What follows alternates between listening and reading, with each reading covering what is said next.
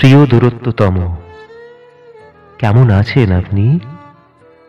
আমাকে আমাকে ভুলে গেছেন নাকি?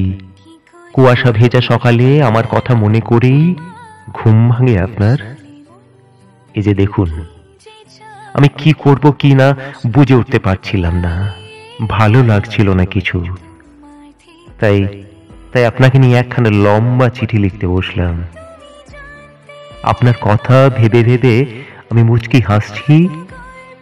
আপনি পাশে থাকলে হয়তো আমার হাসি দেখে এক দৃষ্টিতে তাকিয়ে থাকতেন আমার মুখের দিকে।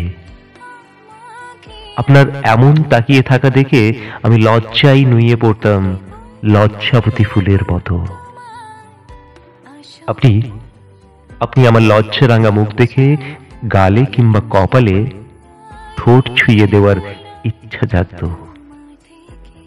জানেন তো, আমি ভীষণ রকমের অগোছালো। আমার আমিটাকে আপনি কি সারাটা জীবন গুছিয়ে রাখবেন?